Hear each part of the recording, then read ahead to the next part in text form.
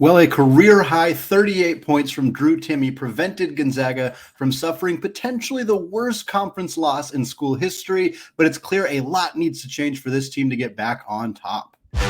You are Locked On Zags, your daily podcast on the Gonzaga Bulldogs.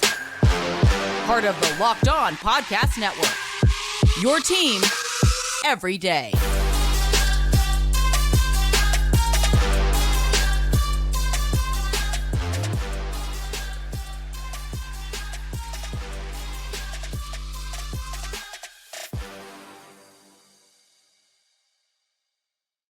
What is going on, y'all? Welcome to the Locked On Zags podcast, part of the Locked On Podcast Network, your team every day. I am your host and longtime Gonzaga podcaster, Andy Patton, here to give you daily reports through another season of Gonzaga Hoops.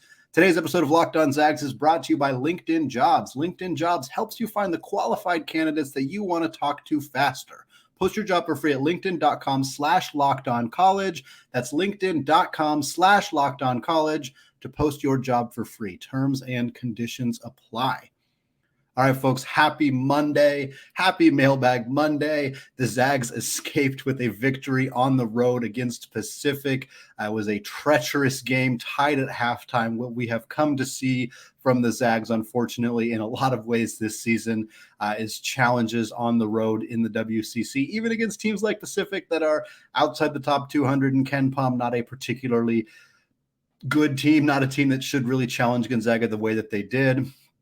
Today is Mailbag Monday. For those of you who are new to Mailbag Monday, new to the show, new to Locked On, whatever it may be, Mailbag Monday is a way for listeners to submit questions. If you have a question you would like to hear answered on the show, you can reach out to me via email, andypatton013@gmail.com. You can also respond to me on Twitter at andypattoncbb. Find me on there, shoot me a question, and I will get it into the show. All right, without further ado, let's get right into it. This first question here comes from Jeff via Gmail. Jeff says, Gonzaga does not play again until next Saturday, and it looks like the week off between games could not come at a better time. What do you think Gonzaga could accomplish in addressing their issues with a full week of practices before their game at Portland on Saturday? Yeah, this really is a good time for Gonzaga to get a little bit of a breather. Obviously, the loss against LMU was devastating, for lack of a better word, a really tough loss for Gonzaga to take. Ended many streaks, 75 consecutive wins at home. Hadn't lost to LMU since 2010, hadn't lost to LMU in Spokane since 1991. So it was one of those things that plus the Pacific game, it's time to reset. It's time to kind of take a little break, get an opportunity to kind of dig through some tape, dig through some film, and kind of really figure out what are the things that Gonzaga needs to work on and kind of how can they right the ship between now and March. And I think the biggest things are on the defensive end of the floor. There are definitely offensive things that Gonzaga needs to work on, and we'll talk about those. But defensively, rotations are still a significant issue, especially getting out in transition. Way too many wide open shooters. Gonzaga's players are not getting down the floor, finding their man, finding a man. We've seen a lot of ball watching. Nolan Hickman had a bad defensive play. I don't want to pick on him. He's far from the worst defensive player on the team, not the only guy who's been struggling on that end, but had a play where he was watching the ball instead of watching his man. They made a backdoor cut, got an easy point, and we've seen other players bite on pump fakes. We've seen guys let guys make backdoor cuts, and again, not finding shooters on the perimeter. There are a lot of things defensively. Some of it is coaching specific, how Gonzaga chooses to attack guards at the point of attack, how they choose to handle pick and rolls in certain situations. Their lack of defensive intensity towards the end of the LMU game is a situation that I have a lot of criticisms of, quite honestly, because we knew that LMU was going to burn clock and that Gonzaga just let them do that as opposed to putting some more pressure on them. So some of it, I think, is the coaching staff starting to take a look at, okay, how are these teams going to attack us and what can we do differently? How can we make adjustments so that they don't just get to do what they want on offense and we're just stuck reacting to it? And then part of it is just player specific. There are some guys in this team who aren't particularly good defensive players. That's the reality of the situation. Some of them haven't improved. Some of them have improved and just we're starting at a pretty low baseline. And so some of it is just these guys need to work harder. They need to, get more reps, more experience. I think for Gonzaga, some really aggressive full on scrimmages, full 5-on-5, putting lineups out there and really going hard, things that they probably don't do in January very often because they're just playing so many games. So I think this is an opportunity to really go at each other in practice and kind of find ways to figure out what those mismatches are, what those ways that their own team is exploiting some of the matches on defense and then maybe trying to clean some of that up. I think there's some other offensive things that they need to work on as well. I think it's no secret at this point that Gonzaga is over-reliant on Drew Timme. I know it, you know it. And the problem is that every WCC team knows it. Every team that is going to play Gonzaga this year, whether they're already on the calendar or are going to be on the calendar in March, they know that Gonzaga is overly reliant on Drew Timme. So finding out other ways to get offense that doesn't just involve Drew, whether it's high pick and rolls with other players, whether it's pick and rolls where the guard is going downhill as opposed to automatically looking to dish it to Drew, whether it's creative sets that get Julian Strother open for three, or Rasir Bolton coming off a screen and heading towards the basket where he can go downhill and score, like finding more ways to do some of that stuff. And maybe that's a personnel decision where Mark Few is content just letting Drew Timme be option 1, option 2, option 3. But I think this is a good week to maybe recalibrate that and say, okay, we need some other stuff in the playbook that's not just going to Drew, because if he has a bad game, we lose. And that cannot be the reality. That there's too much pressure on Drew. There's too much challenges with the other players not necessarily knowing their role offensively. And it's just creating a situation that leads to games like we saw against LMU. So for Gonzaga, I think there's issues on both ends of the floor. A week's not going to fix all of them, but it's a heck of a good start if they can get out there and really start working on some of that stuff. Next question here comes from Christian via Gmail. Christian says, does this team's fire burn differently than other teams? For example, there was something about Jalen Suggs from the moment he stepped on the court that sent a message. I think I saw a little of this fire last night with the play of Timme, Watson, and Greg. Does this even matter, or am I over fanning the Flames? Yeah, I think a lot of it, I kind of touched on it in that last question. I think a lot of what we see from Gonzaga's players is tentativeness, and I think it's less about their personalities. It's hard to say. I don't know a lot of these guys super personally, so I don't know, yeah, Jalen Suggs had a heck of a fire in him. I'm not debating that or doubting that. Do other guys on this team necessarily have that? I don't know. We don't see it. So it's hard to say that they do because we haven't seen it. But I do think an element of that is tentativeness, because Drew is such the focal point on offense that players maybe don't feel as comfortable. Jalen felt comfortable getting the ball and putting his head down and driving to the basket. And sometimes he committed a whole bunch of offensive fouls because of that. He still does that in the NBA, but Jalen felt comfortable being like, I need to go score. I'm going to go do it. I don't think Gonzaga has another player on this roster who feels comfortable doing that. And I think a lot of people are making the assumption that is because of the players. And I'm not so sure about that. I think a lot of these guys are dogs. I think a lot of these dudes, every single one of these guys cooked in high school. These guys cooked in college if they're transferred out here. Malachi Smith, he was a high usage guy at Chattanooga. Rasir Bolton was a high usage guy at Iowa State. Like, these guys did it at their old schools, and they're not doing it here. And I don't think it's a collective, like all of us don't have that kind of mentality or aggressiveness. I think it's a coaching thing. I think it's maybe not feeling comfortable, like I should just get the ball and put my head down and go to the basket and try to score. We're not seeing a lot of guys doing that. And I think that it might be because the coaching staff is discouraging it. And in my mind, that is a bit of a concern, because we've gotten into late game situations and we've seen guys really need to go get a bucket.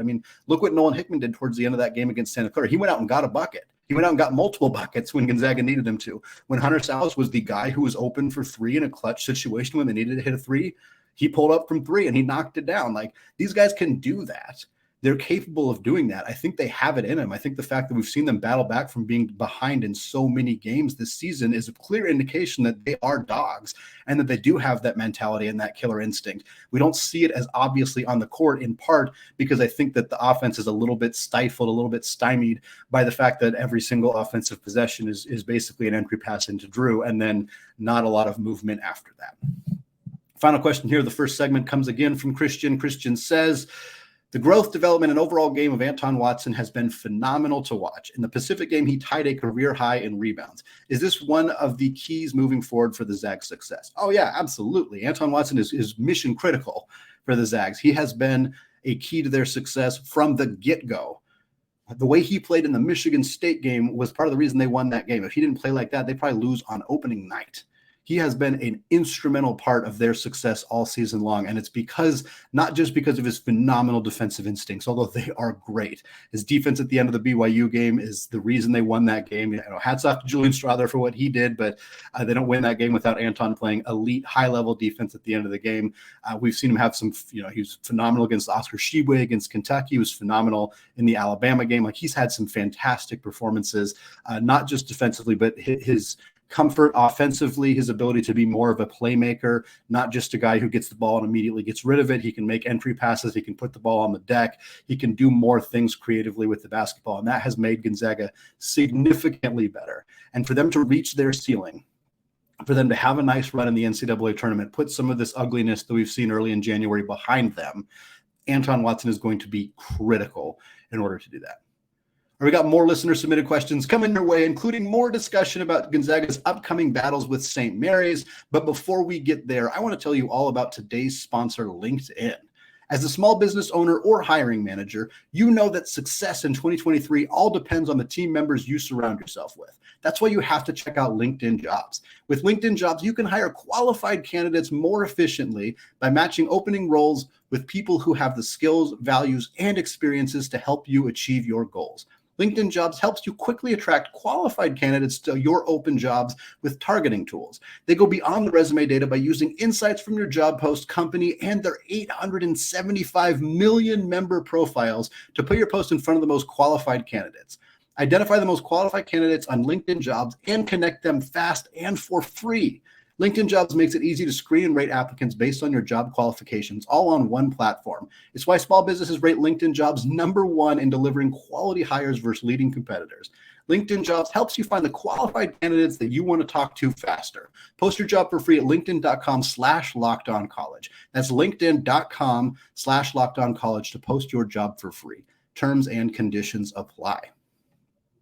All right, segment 2, still Andy Patton, still Locked On Zags. I want to thank all of you for making Locked On Zags your first listen of the day. Make sure to check out our brand new podcast, Locked On College Basketball. It's everything you need to know about college basketball in one place. You can hear from big name experts, insiders, coaches, and players. Locked On College Basketball available on YouTube and wherever you get podcasts. All right, here going more through Mailbag Monday here as we get into the third week of June and a gap week for Gonzaga. No game on Thursday, but they will play at the Child Center in Portland on Saturday. This next question here comes from Austin via Gmail. Austin says, the streak has now been broken. It was a great run. With St. Mary's coming up, do you think we will win both, split series, or lose both?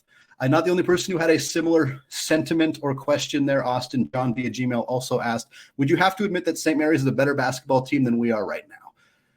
Yeah, I do think St. Mary's is a better team. I quite honestly, the first time I saw St. Mary's play this year was against San Diego State, a game that they won. And I thought, that was in November. That was after Gonzaga had lost to Purdue, after they beat Xavier, but kind of had struggled towards the end of that game. And so at that time, I was like, I think St. Mary's might be better than Gonzaga. And then Gonzaga went out and beat Alabama.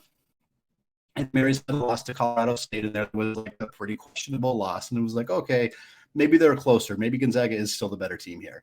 And now, after what St. Mary's has done in conference play, if I'm not mistaken, they have an average margin of victory in WCC by over 20 points. Over 20 points. That's what Gonzaga does. That's what Gonzaga does for the most part. St. Mary's doesn't blow teams out.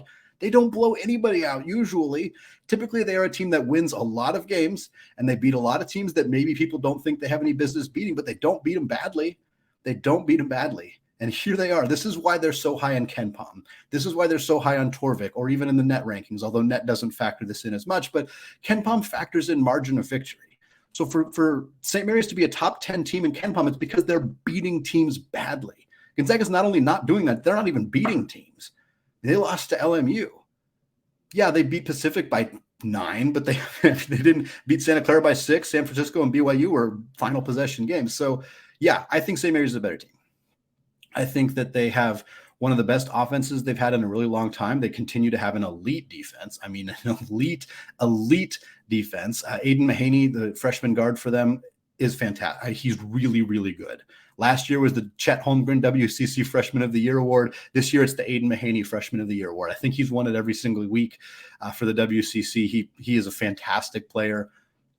reminiscent of Tommy Kusi in some ways, reminiscent of Patty Mills in some ways, not quite on those guys' level yet, but comparing him now to what those guys were as a freshman, yeah, he's that good. He's that good. Mitchell Saxon is a great big 6'11", big-bodied guy, can really push Drew Timme around, one of the few physical specimens in the conference good enough to really give Drew some trouble on his own.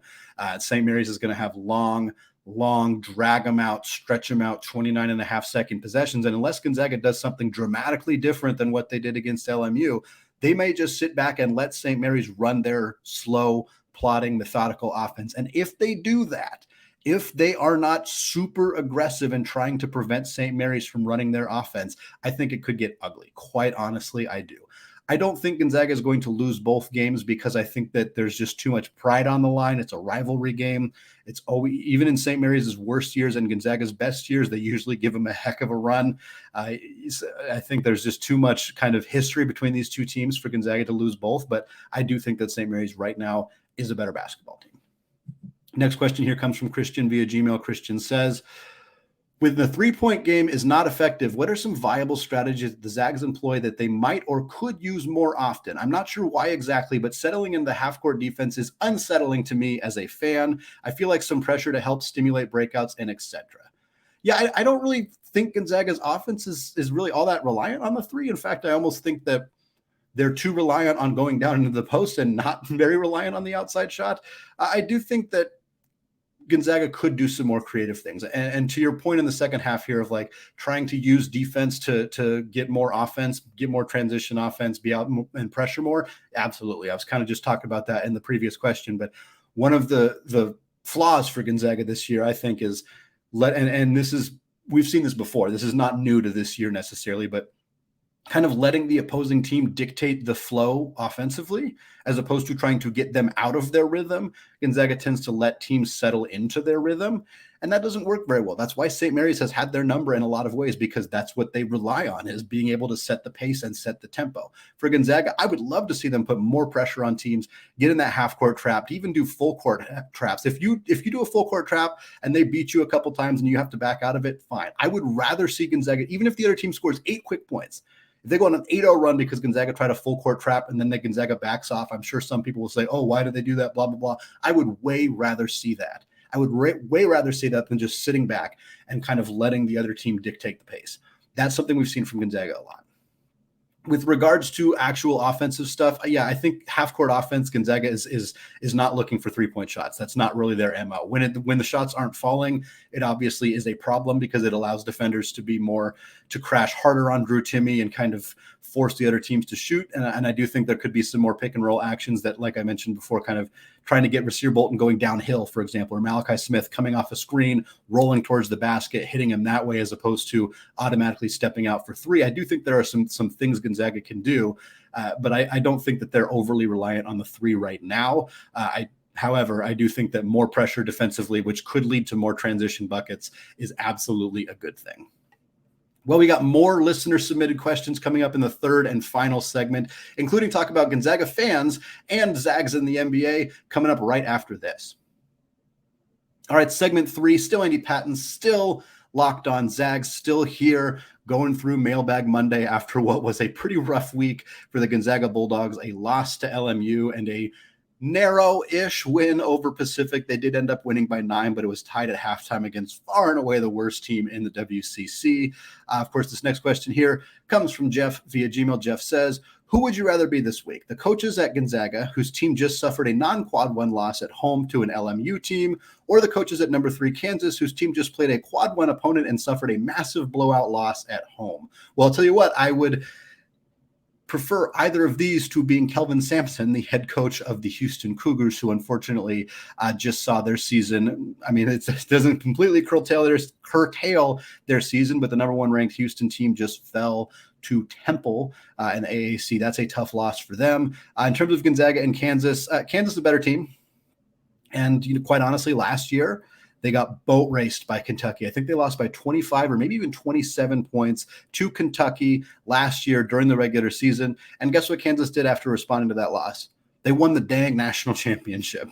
They won it all. Getting beat badly by 25 plus points is not a recipe for not being able to win the national championship. We had this conversation after Gonzaga lost to Texas. Things have obviously not gotten dramatically better since that win, and that is a concern, a significant concern for Gonzaga going forward. But Kansas getting smoked by TCU, a really, really good team in the Big 12, yeah, it's alarming. And it's alarming in part because they were at home. Teams don't come into Fog Allen Fieldhouse and smack Kansas very often. That's pretty darn rare, but it happens. And TCU is really good, really, really good. I would rather be that than Gonzaga losing at home to LMU. Kansas a better team. They lost to a better team. I mean, to me, it's clear in that situation. Yeah, they had a higher margin of defeat. I mean, they got blown out. Gonzaga did not get blown out. They almost won, and they had a chance to win that game, but they lost to a significantly worse team. And LMU is a significantly worse team than TCU, but even in the court of public opinion, I think those two schools are farther apart. People consider LMU a high school team, and they're wrong. They're wrong about that. But when you're talking about the perception of this loss, Gonzaga losing to LMU looks a lot worse than Kansas losing to TCU, even if the margin of victory was significantly different in the TCU game. Next question here comes from Christian. Christian says, are we just spoiled as Gonzaga fans? There has been so much winning that we don't realize how hard it is to win on the road. Every fan base in the WCC treats this like the Yankees coming to town. Yeah, I think absolutely. And I want to be clear. I don't think I'm not saying spoiled in a negative way. I don't think that this is a bad thing necessarily. Certainly there are some fans who are so used to winning that they maybe react more irrationally to losses. And that's true of literally every single fan base that has ever existed in anything. So this is not explicit to Gonzaga fans. It's not something, specific to them. But yeah, I mentioned this recently. I don't remember if I mentioned it on a podcast or not, but for the first 100 games that I covered as a podcaster, going all the way back to the days when I hosted the Square Zags Score podcast before I was here at Locked On Zags, first 100 games that I covered for the men's basketball team at Gonzaga, they went 92-8. To this day, I am still not particularly familiar with covering Gonzaga after a loss. It is something I have done very few times in my professional career as a podcaster about this team. I've been doing this for years, 3 years. That I've been more than 3 years that I've been podcasting about Gonzaga.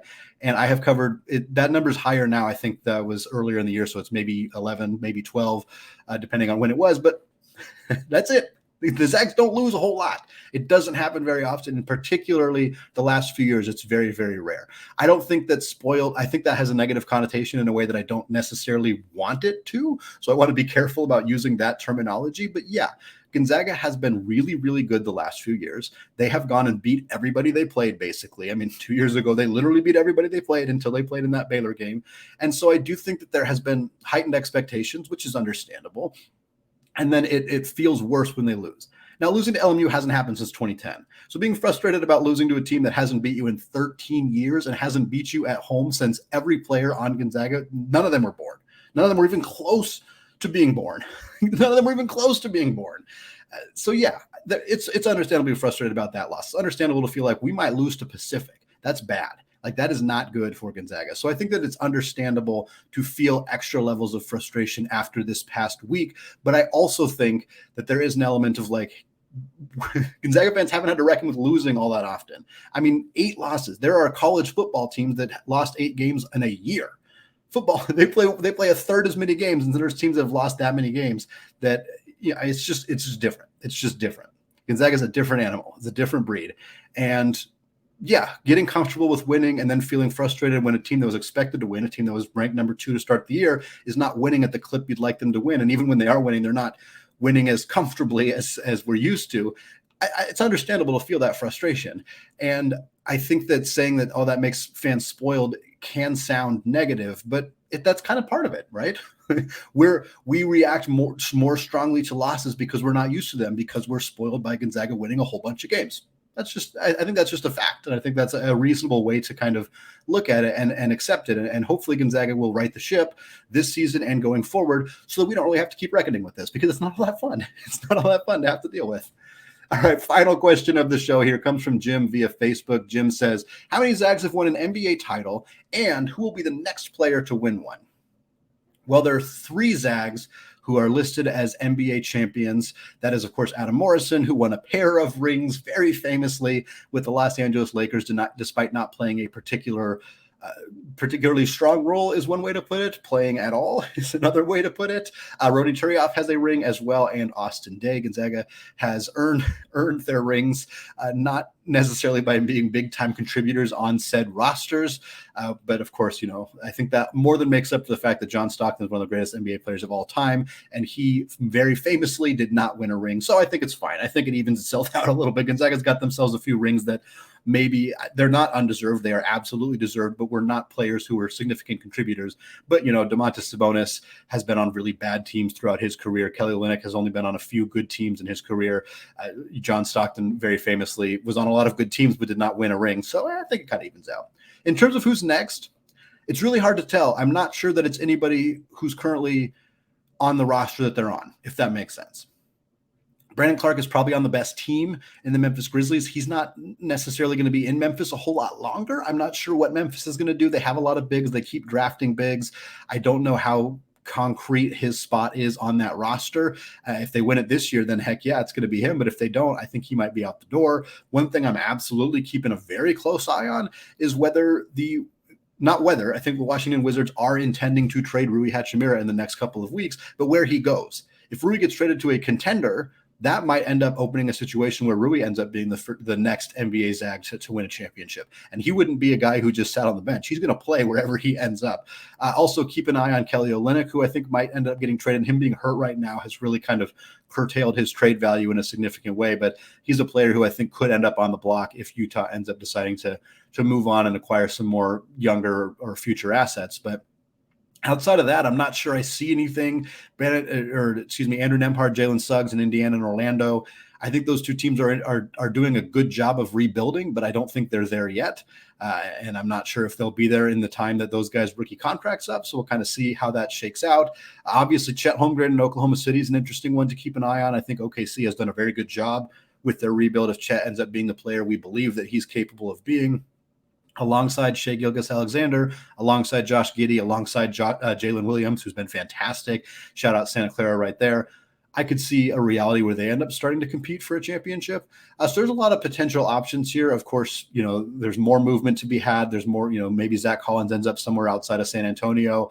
There's a ton of things that could happen here. Some guys who could end up in the NBA as soon as next year, like maybe Drew Timme gets picked up by a team expected to win it all next year. Maybe Golden State signs Drew Timme and he, plays a Rony Turioff type role on an NBA championship team. It could happen. So there's a lot of different options for how that might shake out. I'm hoping that in the very near future, we get to watch an NBA Finals where there is a Zag in the games, because it's going to make me a lot more interested in watching the NBA Finals if that's the reality. All right, that is going to do it for me today. Plenty more coming your way this week, even without a game on Thursday. We got plenty of great content to talk through. Check out the new podcast, Locked On College Basketball, if you haven't done so yet. It is available wherever you get podcasts. It is also available on YouTube. It is a fantastic show. Go hit that big red subscribe button on both Locked On College Basketball and Locked On Zags. It is very much appreciated. All right, I want to thank you all for listening. And, of course, go Zags.